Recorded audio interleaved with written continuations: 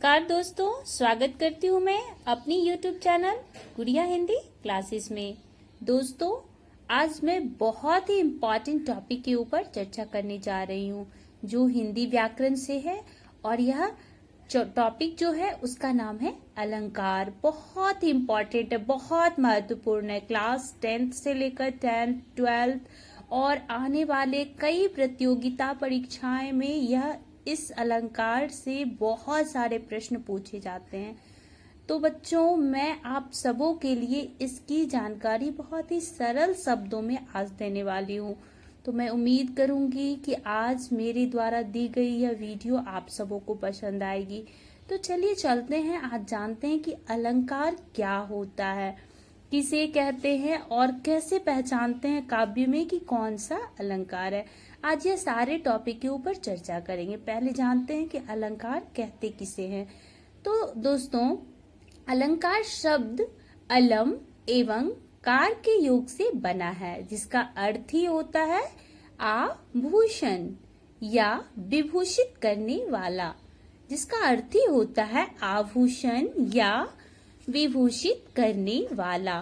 तो हम परिभाषा जानते हैं अलंकार का कि अलंकार का शाब्दिक अर्थ है सजावट, श्रृंगार, आभूषण, गहना आदि।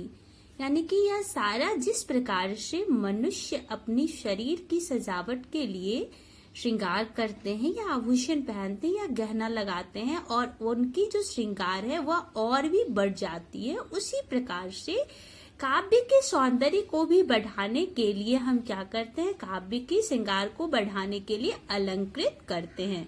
दूसरे शब्दों में काव्य की सुंदरता बढ़ाने वाले गुण धर्म अलंकार कहलाते हैं। तो दोस्तों, अलंकार कहते किसे हैं, बहुत ही सरल शब्दों में, जो दूसरे शब्दों में हमने बताया है कि काव्य की सुंदरता बढ़ाने वाले गुण धर्म क्या कहलाते हैं, अलंकार कहलाते हैं। यानी कि जो काव्य की सौंदर्य को बढ़ाए अलंकार कहलाता है। इसके दो भेद होते हैं। कितने भेद होते हैं? दो भेद होते हैं। कौन कौन से? इसके मुख्यतः दो भेद होते हैं। हमेशा आपको यह याद रखना होगा कि अलंकार के कितने भेद होते हैं, लेकिन ध्यान यह देना होगा कि आपको अलंकार के दो भेदों के बारे में मैं बता रही हूँ कि अलंकार के दो भेद होते हैं। अगर पूछा जाए कि शब्दालंकार के कितने भेद होते हैं तो आपको यहाँ कंफ्यूज नहीं होना है, क्योंकि यहाँ पे हमने अलंकार के दो भेदों के बारे में बता रही हूँ कि एक होता है शब्दालंकार और दूसरा अर्थालंकार। यानी कि एक शब्द के कारण और एक अर्थ के कारण। तो अलंकार के कितने भेद होते हैं? दो। कौन कौन? शब्दालंकार और अर्थालंकार। शब्दालंकार के अंतर्गत कौन कौन से अलंकार आता है? तो शब्दालंकार के अंतर्गत अनुप्रास, यमक और श्लेष, तीन भेद होते हैं। शब्दालंकार के अंतर्गत अनुप्रास, यमक और श्लेष। यानी कि हम पहले पढ़ेंगे कि अलंकार के कितने भेद होते हैं, तो दो। कौन कौन से? शब्दालंकार और अर्थालंकार। अब जानेंगे कि शब्दालंकार क्या होता है और इसके कितने भेद होते हैं, क्योंकि इसी पे डिपेंड होता है कि शब्दालंकार के जो तीनों भेद हैं और फिर अर्थालंकार के कितने भेद हैं। तो आज हम पढ़ेंगे शब्दालंकार की परिभाषा। पहले हमने ऊपर आपको बता दिया है कि जो हमारे काव्य की सौंदर्य को बढ़ाता है उसे क्या कहते हैं, अलंकार। इसके दो भेद होते हैं, एक शब्दालंकार और एक अर्थालंकार। अब जानते हैं कि शब्दालंकार होता क्या है, किसे कहते हैं शब्दालंकार।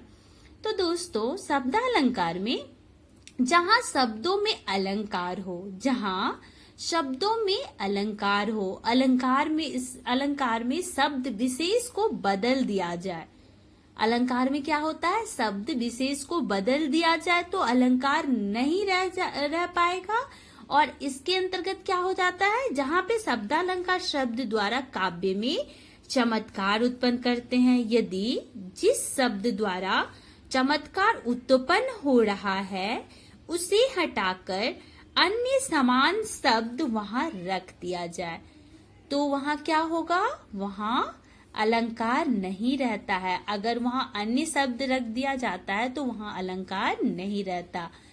तो उसे क्या कहते हैं? शब्दालंकार। क्या होता है कि जहाँ शब्दालंकार के शब्द द्वारा काव्य में चमत्कार उत्पन्न होता है, और यदि जिस शब्द द्वारा चमत्कार उत्पन्न हो रहा है उसे हटाकर अन्य समान शब्द वहां रख दिया जाए तो वहां अलंकार नहीं रहता।